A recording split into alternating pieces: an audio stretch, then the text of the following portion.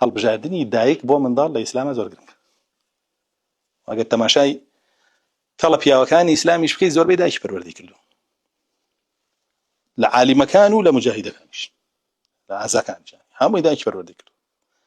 بۆی هەڵبژاردننی دایک زۆر ئەساسە، هەروەکو چۆن هەڵبژاردننی باوکیش ئەساسە. ويا رسول الله صلى الله عليه وسلم بيوري دانا أبو أفرتان كافرمي إذا أتاكم من ترضون دينه وخلقه فزوجوه.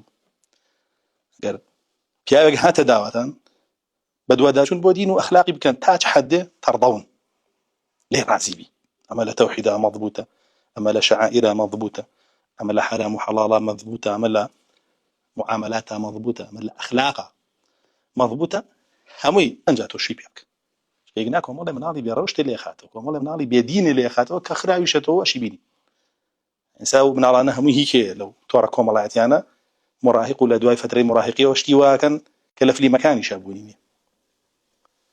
أما سبب قيتشي ندايك زاني يدي شون باوكا كهاب جرينا باوكا كش زاني يدي شون دايكا كهاب جري ويا وبرهم كيبو وبراسي الرابردو إنسان جرنجة، رابردو إنسان جرنجة بيزاني چونکە داهاتوو لەسەر ڕابردوو بنیاتەندە.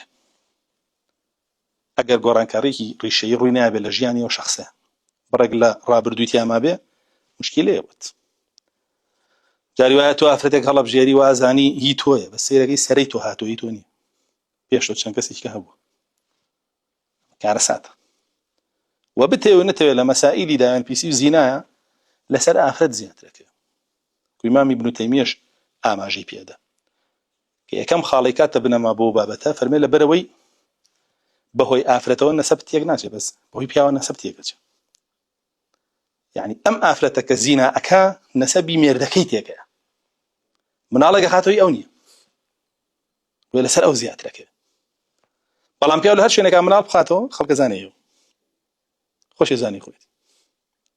بەس ئافرەت کە زینا ئەگە جارێ لەگەڵ دەکەسێکا دوای مناڵێکی بە نازانی کامیانە وێ بەڵێ لەسەر ئەو زیاترەکە لەو ڕوانگەی وێ بێ خۆی بپارێزێن ئەو ڕەحمەی بپارێزێ بە حەڵاڵی نەبێ نوتفەی تێنە چێ و مناڵی تێدا دروست نەبێ کە ئەوە کارەساتە و دواتریش لە حکمی لیعان و زینا و بابەتانەیە باسیەکەین.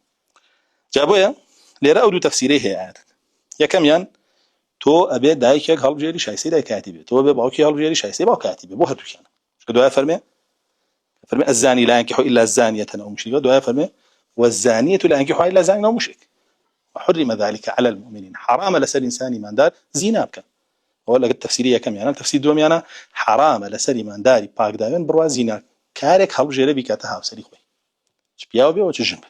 حرم ذلك على المؤمنين يعني حلال نية ويانو كارك توشي حرام كبن ودرنجا مكشي خانواديك كأو خانوادي بيش أو يدروس بها تي حرمتك راو شكويش كين راو قابلية وقيمتي نما كۆمەڵگایەک لەو جۆرە خانەوادانە دروست بێ بێ چی بێ